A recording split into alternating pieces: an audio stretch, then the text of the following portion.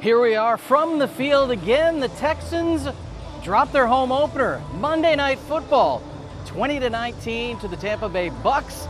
Adam Wexler here with you. We'll dip inside the Texans locker room, but a lot like the game they played in LA, they haven't been separated by more than one score the entire 120 minutes of football they've played this season. Lead changed hands 3 different times, opened well, scoring 10 points on the first 2 drives, and then the Texans offense did nothing till the very end of the game. Even though they scored on 2 of those final 3 drives, the drive in which they did not score certainly came back to bite them. Had a 1st and goal at the 8-yard line, opened it up with a pass over the middle to Nico Collins, got him all the way down to the 1-yard line. A run from Nick Chubb pushed him back. 2 passes, 1 to each corner. Very difficult, low percentage plays to Nico Collins to the right, then to Nico Collins to the left, and that meant C.J. Stroud was rolling left and kind of throwing across his body. Not what I would call the highest percentage plays to run there. And unfortunately, even though the Bucs were backed up deep, they weren't able to push any points across there. They blocked a punt. They got incredible returns from Jalen Noel, including late in the game, that put him in position. They had explosive plays, which were completely lacking in the game against the Rams. The 25-yard touchdown from Nick Chubb, their last score of the game. The 29-yard touchdown reception from Nico Collins to open up the game. A little toe drag swag from Nico on that one. So there were a lot more good things about it, but a lot of the same things that have plagued them for multiple seasons now plague them again today. The red zone, a big one again. Last week the Rams were 2 for 3 in the red zone against the Texans defense. This week the Bucs were 2 for 3 in the red zone against the Texans. Both of the Texans' touchdowns were scored from outside the red zone. When they got to the red zone, 0 for 2 again. 3rd down conversions, same as last week. 2 for 9 then, 2 for 9 this time. And they converted early, their first of the game, then went 4 straight without getting one. And not until that final touchdown drive did they get another one. Bailed out a little bit with the missed field goal. The doink from McLaughlin allowed the Texans to be within reach. Obviously they took the lead, correctly went for 2, but again, a sack that won't go in the books because it happened on a point after attempt. C.J. Stroud had no chance to throw the football because the rush was in on top of him. A few too many 3rd down and obvious passing down situations facing the Texans offense again in this game. And we talked to a couple players offensively about some of the things that did not go well. Did have the 25-yard run from Nick Chubb, but basically nothing else from the ground game other than C.J. Stroud scrambles. The early touchdown to Collins, tough to connect with him later. Here's both Nick Chubb and Nico Collins from inside the Texans locker room after this 20-19 loss. We couldn't get going, so when we did get a run, it'd be 3 or 4 yards first down on the first down run, and as it happened, have an incompletion or things wouldn't go our way. So I think just the biggest thing is not finding the rhythm to keep running the ball. What did they do specifically to hold you guys defensively after those first 2 drives where you guys had success? I mean, we couldn't get going, so no matter what we did, we were playing behind the sticks. When you say couldn't get going, is that a you guys thing? Is that a them thing? Is it a combination of both? It's more on us, we got to be better in some areas, got to be better overall.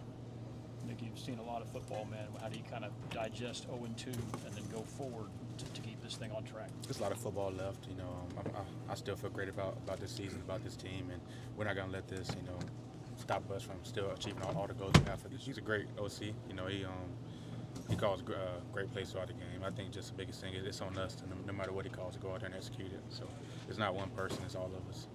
Like at 0-2, in terms of resiliency, what do you feel like this locker room will be like in terms of turning the page and sticking together? Yeah, we're not going to back down. I know this team, from me being here for like 2 months, I know this team's going to keep fighting come, Wednesday at practice. And, yeah, we still have everything ahead of us. It hurt. Get that close, you want to score, But, yeah, that one sting a little bit. This loss definitely hurt. So we got to bounce back, get ready for Jacksonville, division game, continue to grow, continue to find the things to improve on, and keep stepping. Can you walk us through the 3rd down and the 4th down there from the 1? Talking about when we didn't score? Yeah. Oh, it was just great defense by them. We trying to find ways to score, but came short. So that's all that was. First 2 drives of the game, you obviously moved the ball and scored. Did anything change in your mind after that? talking about when we scored First fast. two drives were good. Yeah. The rest of the game was a little bit more of a struggle. Yeah, no, I mean, we was just, being us. Got to continue out there. You got to make plays. Got to take advantage of the opportunity. Continue out there, and, whenever our opportunity comes, we got to make the best of it, We got to find ways to improve, continue to grow, continue to, be ourselves, So, like I said, we're going to watch this film, learn from it, get ready for Jacksonville next week. D'Amico talked a lot about having to get the line and have urgency during the week. Did you guys feel like you did that tonight and were able to be less chaotic? You said O-line? Yeah. Well, the offense. Yeah. It was calm, collected, man. Like, we came out hot, but we got to stay hot. We got to continue to move the ball, continue to put points on the board, and just make it easier for our defense. So I feel like as offense, we got to take care of our business, everybody, including myself. Just continue to get better. It's a marathon, man, not a sprint. It's week 2. I know there's a lot of emotion, a lot of feelings, but man, it's a marathon, man. We got to continue to have fun and enjoy it. Just week 2. So it's all about how you respond. So that's what we're doing right now. What was the message as you guys came in here after the loss and talking with each other? Yeah, the message was it hurt. We got to finish up. Games that close. That the type team over there is a great team. So we got to end up finish. Continue to be us, man. It's the NFL. Come to games like that. So we got to continue to get better. Continue to improve next week. We got Jacksonville on the road, so no better feeling than go out there and just have Plenty of confidence in the team moving forward. It's need to finish. And that's what the Texans defense was in position to do. The Bucs started their day offensively more sharp than the Texans did. They scored touchdowns on each of their first 2 drives, and then nothing until their final drive of the game. Again, the missed field goal obviously played into that, but the Texans take the field with 2:10 remaining, and they've got a 5-point lead. And they've got to drive the length of the field. Needed an 80-yard drive to go ahead. They got it. We talked to Azeez Al-Shaair after this one about that's the situation the Texans defense wants to be in. They just weren't able to close this one out. Many opportunities on that drive in particular. The rush on Baker Mayfield, 4th and 10. Henry To'oTo'o gets in there, but leaves the middle of the field wide open, and Baker Mayfield sees it, able to get through there. Forced a fumble from Baker Mayfield when Danielle Hunter swiped at him, but the Texans unable to land on it. Again, back inside the Texans locker room with Azeez Al-Shaair. It's tough because I think as a competitor, as a defender, you want the ball, you want that opportunity to close the game out. So it's tough, man, because we knew they were a good team. Talked about earlier in the week, Baker Mayfield and just, their whole team just kind of have that same grit, that same mindset. And it was a 4-quarter game all the way through. It was a heavyweight fight, like back and forth, back and forth, back and forth. And so for us to not be able to close it out at the end on defense, that's tough. Azeez, at 0-2, you've been around these guys for years now. Do you feel like this team will rebound the resiliency that you feel in the locker room? Yeah, I think the biggest thing is it's a week-to-week league. And you got to show up every week. I had this conversation with y'all earlier in the week too. What you do the week prior and what happens the week prior can have no, indication on what happens the following week. So you literally have to press the reset button and start over again, correct the mistakes obviously, but be prepared for anything because the following week brings its own challenges. Jalen mentioned the tackling. Jalen Petrie was some of the tackling and thinks the angles can be better. Is that some of your take, or do you feel differently about how that can be corrected? No, I don't disagree because there was some missed tackles. I know I had one late, and it's just I think more like awareness in my mind. I think it's 2 minutes. They're trying to get out of bounds, but not understanding it's going fast, but they still got timeout, so he doesn't have to go out of bounds. So I think that when I think of the missed tackles, just like I said, I told everybody point with the thumb. The first thing I can think of is that play. So that was just more like a not so heads up play by me. I thought I was doing the smart thing, and it really wasn't. So that's what I can think of. So I don't disagree with him. They had some success gaining tough yards on the ground. Yes, sir. Anything in particular stand out there that allowed them to have some success there? No, I think we just got to be more stout. The front 7, linebackers, D-line, just being more stout. And just using our hands, they're O-line, they're like maulers. They like to grab. They don't really care about having inside hands. A lot of teams, offensive line teach shooting your inside hands or knocking down your hands, but they're a team where they just grab those outside shoulder pads, and you can have hands inside, but they're just gonna hold on to you until the refs call holding. So, I got a lot of respect for their O-line and their running backs too, because they got two really good running backs. After the Bucs' early success, you guys kept them off the board for a long period of time. Nick goes in and gives you all the lead. What were y'all thinking in the huddle? What was the confidence like when you hit the field for what turned out to be the final drive? Oh yeah, like I said earlier, it's like that's what you want. You want the opportunity to close the game out. Felt good about it all the way through. I mean, get to 4th and 10. That's an opportunity for us to just close it out right there. Obviously, like I said earlier in the week, Baker is a tough player, man. So he found a way to scramble, break out, and keep their drive going. And yeah, that was tough. You being the emotional regulator of this team, what kind of were the conversations you guys were having in the locker room directly after the loss? Man, it's just that's the NFL. Like that. What happened Sunday? What happened last Sunday? It's like that's how this league will go.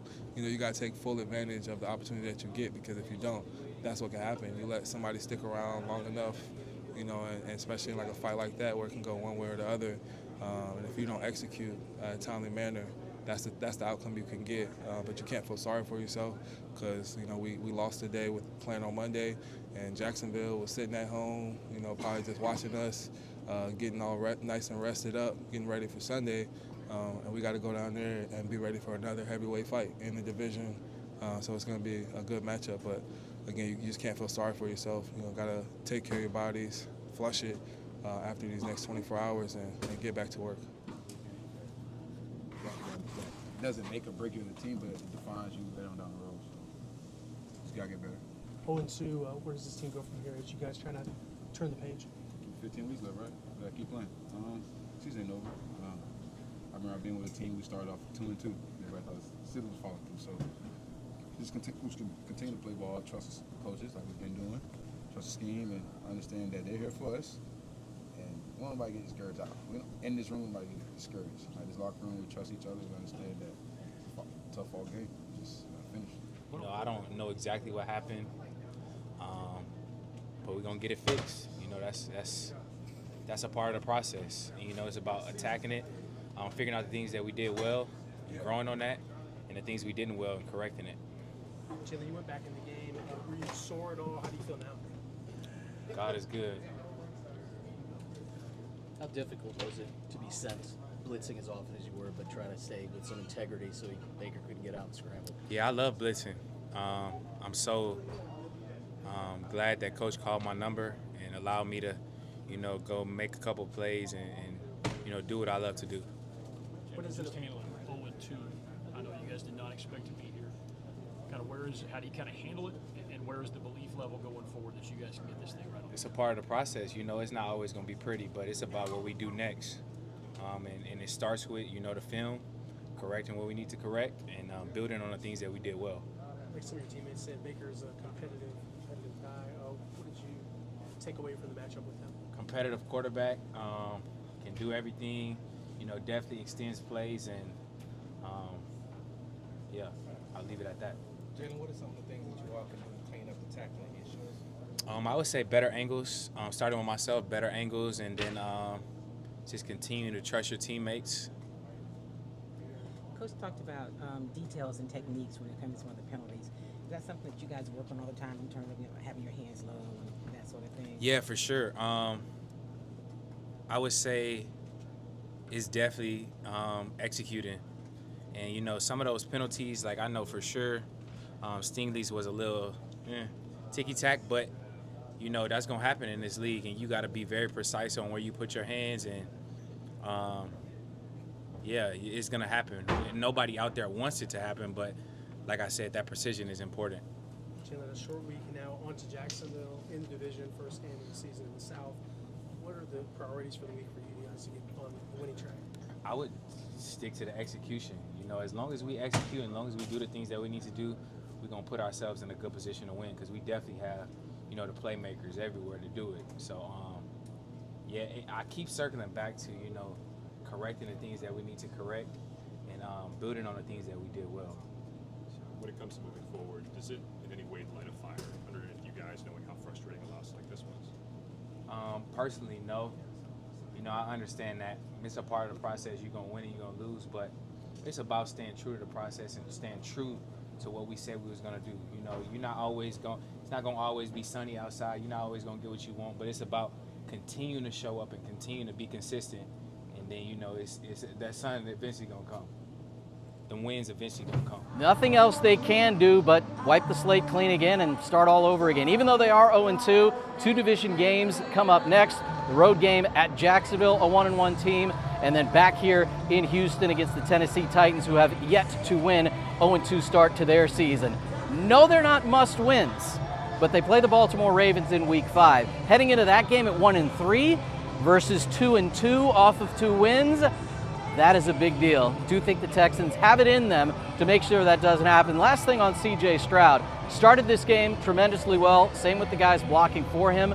5 for 7, 105 yards in the opening quarter. He threw for less than that the rest of the game. Just 8 of 17, 102 yards. Missed a few throws he should be able to make and just didn't. So not a particularly sharp day after the opening quarter for C.J., just like for his team. Much more coming as per usual each and every weekday afternoon on the 18 on Sports Talk 790 beginning every day at 2, and also on the simulcast Space City Home Network beginning every day at 3.